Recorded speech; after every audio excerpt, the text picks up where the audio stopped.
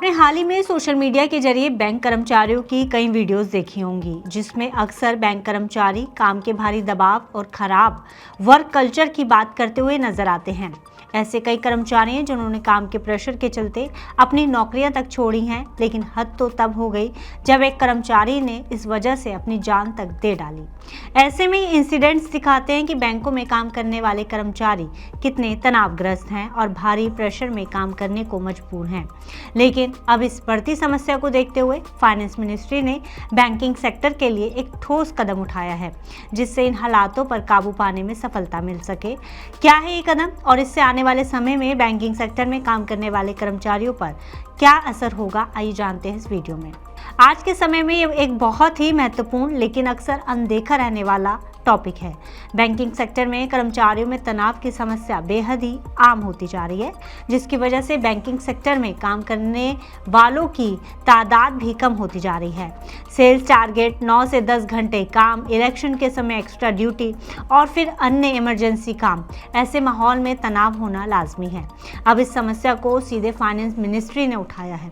सरकार ने इस परेशानी पर कदम उठाते हुए कहा है कि इस रवैये में सुधार करने की बेहद ज़रूरत है, क्योंकि बैंकिंग सेक्टर में सिर्फ लोन टारगेट्स या एनपीए की चिंता की बात नहीं है, बल्कि ह्यूमन रिसोर्सेज, कर्मचारियों का स्वास्थ्य, मेंटल हेल्थ इश्यूज और वर्क प्रेशर जैसे पहलू भी बराबर मायने रखते हैं।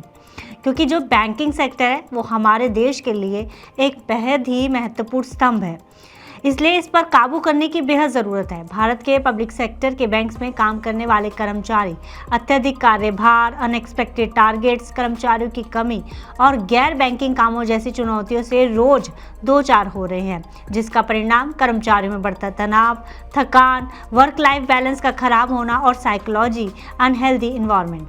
ऐसे में अगर ये सब परिणाम अनदेखे किए जाएं तो वर्क क्वालिटी पर नेगेटिव इम्पैक्ट पड़ेगा, जिसका असर बैंकिंग सेक्टर की सर्विसेज पर साफ दिखाई देगा और ओवरऑल परफॉर्मेंस खराब होगी। ऐसे में सरकार की ओर से 19 अक्टूबर 2025 को प्रकाशित रिपोर्ट के अनुसार फाइनेंस मिनिस्ट्री ने पब्लिक सेक्टर बैंक्स को निर्देश दिया है कि वे कर्मचारी में इस तनाव की समस्या को गंभीरता से लें, जिसके लिए पब्लिक सेक्टर बैंक्स को इन कदमों पर काम करने को कहा गया है। जैसे बैंकिंग लेवल पर ही तनाव के कारणों की पहचान की जा सके और फिर उसी के आधार पर एक एक्शन प्लान तैयार करें, जिसमें इस तरह की समस्या के सुधार के तरीके हों। फाइनेंस मिनिस्ट्री की तरफ से इन बदलावों के लिए ईज 8.0 यानी कि enhanced access and service excellence के अंतर्गत लाया गया है, ताकि बैंकिंग सेक्टर में काम करने वाले कर्मचारी खुश रहें और बैंकिंग सेक्टर में तनाव के स्तर को कम किया जा सके। मौजूदा समय में 12 पब्लिक सेक्टर बैंक में से 7 बैंक इस तरह की एम्प्लॉय हेल्थ इंडेक्स नामक क्वार्टरली सर्वे प्रोग्राम चला रहे हैं और लगभग 3 बैंक इस सर्वे की रिपोर्ट अपने बोर्ड के सामने रखते हैं, जिसके बाद बोर्ड स्तर के अधिकारी को कर्मचारी की वेलबींग रिपोर्ट्स माननी होंगी, जिससे टॉप लेवल मैनेजमेंट की भी जवाबदेही बनेगी। ऐसे में बैंकिंग सेक्टर में ऐसा माहौल तैयार करना बेहद ही जरूरी हो गया है, जिससे कर्मचारी मानसिक और शारीरिक रूप से स्वस्थ रहें। क्योंकि अगर कर्मचारी तनावग्रस्त रहेंगे, काम की क्वालिटी से लेकर ग्राहकों के एक्सपीरियंस और ब्रांड इमेज पर खराब असर होगा।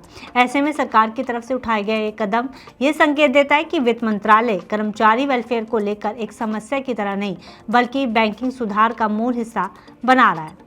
हालांकि ये बदलाव अभी इनिशियल स्टेज में है, लेकिन अगर इस कदम को ठीक से लागू किया जाए तो बैंकिंग सेक्टर के वर्क कल्चर में सुधार, कर्मचारियों की रिटेंशन दर में वृद्धि और नई भर्तियों की संभावना ज़्यादा रहेगी।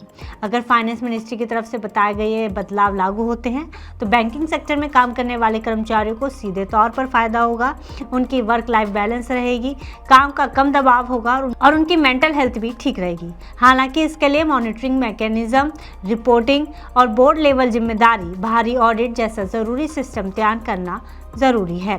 फिलहाल इस खबर में इतना ही। आप बिजनेस से जुड़ी अन्य खबरों के लिए देखते रहिए मनी लाइव।